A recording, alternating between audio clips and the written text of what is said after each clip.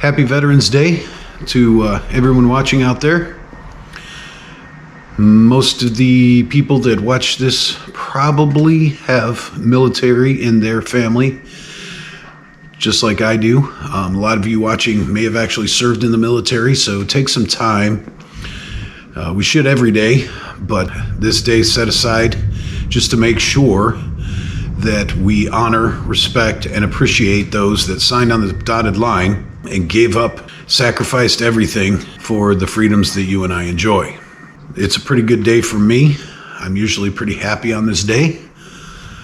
But as the title of this channel says, I am the Angry Oregonian. So what am I angry about today, you may ask? Well, I'm pretty sure that the men and women that we have set aside this day to honor did not fight and sacrifice their lives, put their lives on the line to protect this version of democracy that we are experiencing this week. Obviously, I'm in Oregon, and we were on track to have the first elected Republican in the governor's seat in who knows how long. Not very good with numbers, but it's been a long while. Every pre-election poll showed that she was favored, our Republican nominee. Of course, at the last minute, according to what they're feeding us, the Democratic candidate, Tina Kotek, who is basically a mini-me version of Kate Brown, who we've suffered through for way too long now, she gained all this popularity out of nowhere, out of the thin air, clear blue skies.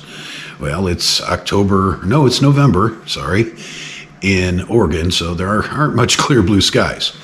So we know that didn't happen, but we'll say the thin air. She is a Portlander, so maybe it's out of the hot air, because they're full of a lot of that up there. There has been reports that 50%, up to 50%, around 50%, again, I'm not good with numbers, but something about half of the state's votes have not been tallied. But yet they've called the race for her.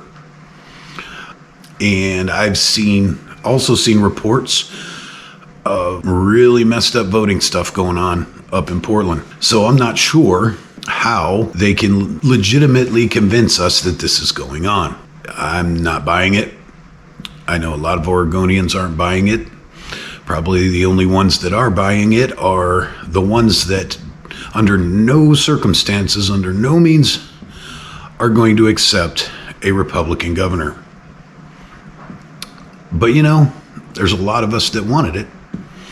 And she rallied hard. There are quite a few people out there that are just read down. Bam, bam, bam, bam, bam.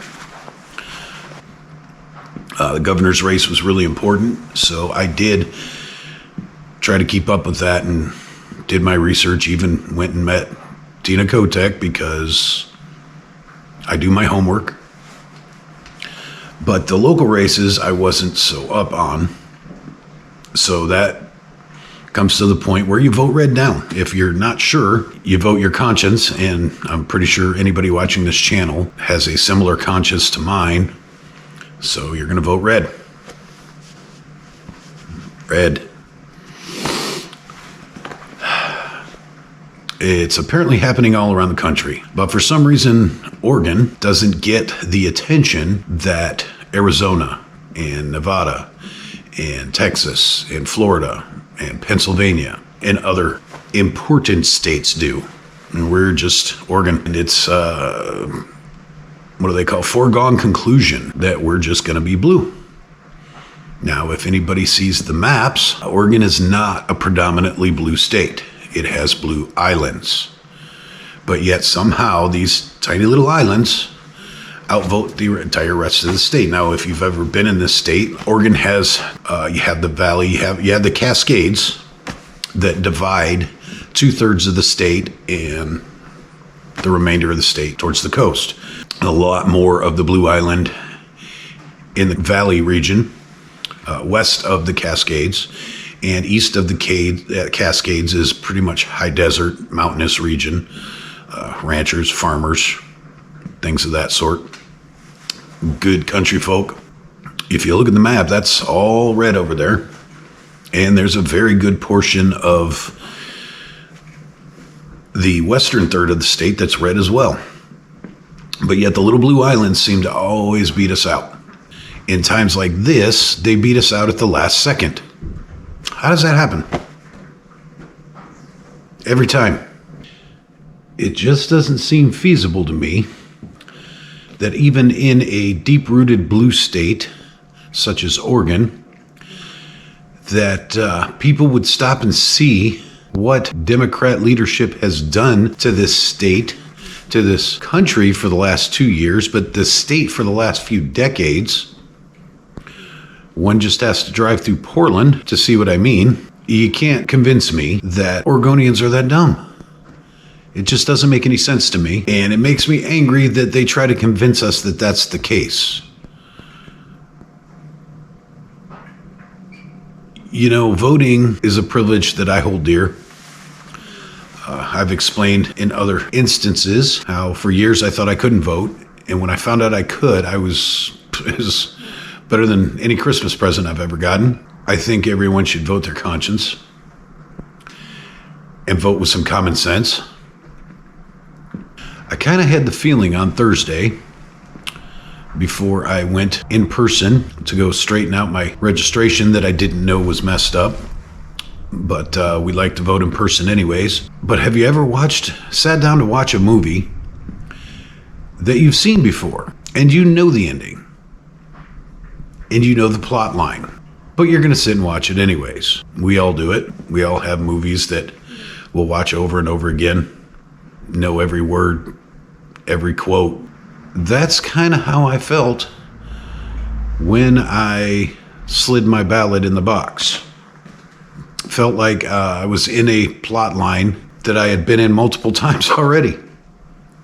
For the past 26 years that I've lived in this state, I come from Ohio years back. Didn't realize, when you're younger, you don't realize just how blue Ohio really was. Heavy Union presence, and that tends to favor blue politicians and the ideologies that come along with them.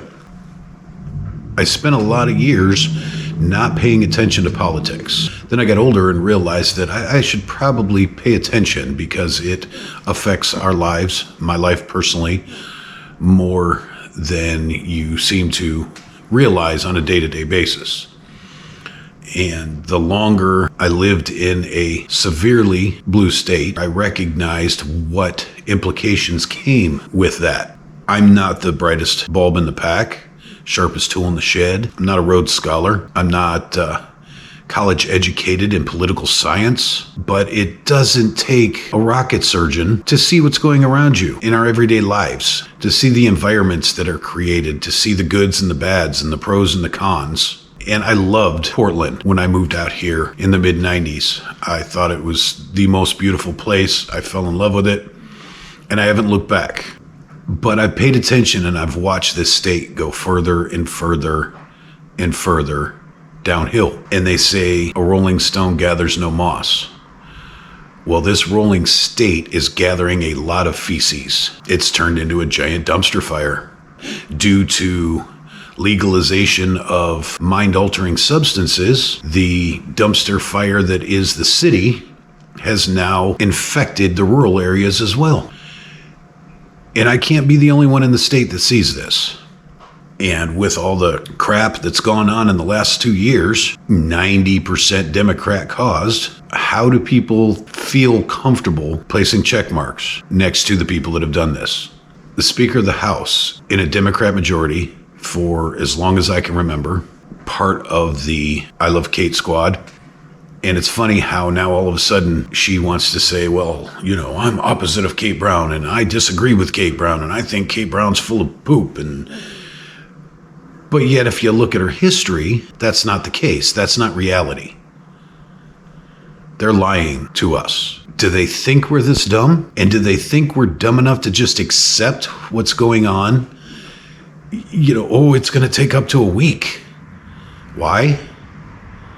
It didn't take that long back in the day when people were walking and riding horses and buggies to go vote in person.